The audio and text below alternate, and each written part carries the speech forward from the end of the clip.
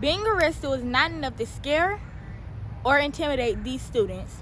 The court date was set for March 3rd. It is interesting to know how the entire A&M student body met and suspended class on that date to attend the trial.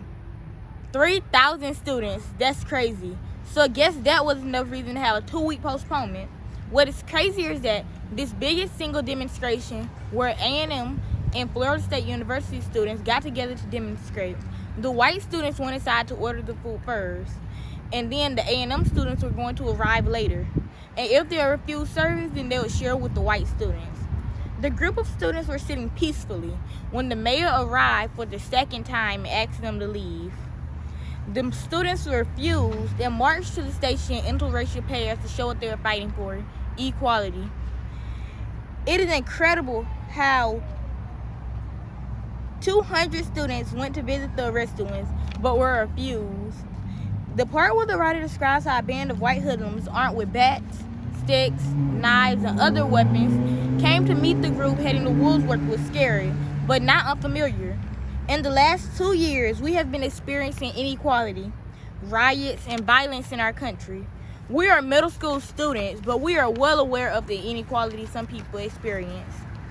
It is heartbreaking to see that we are growing up in a country that does not seem to accept that we all have the right to enjoy the same freedoms. 1,000 students marched in groups of 75 holding posters saying, "Give us our students back. We will not fight mobs. No violence. We want our rights. We are Americans too."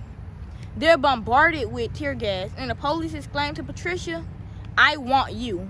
This scene sounds very familiar to the incidents we have been experiencing in our country.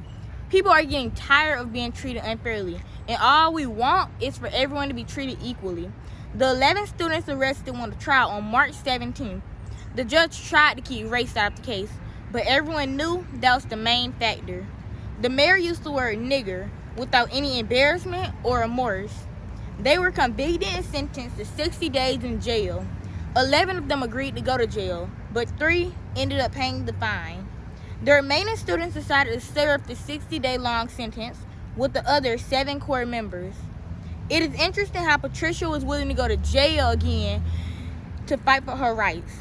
When someone gets to this point, it is probably because they are tired of being treated unfairly. We all want to be free and have equal rights. We want to grow up in a country where we know color does not matter. We want to have a fair government who can treat all their citizens equally. We simply want to live in a free country.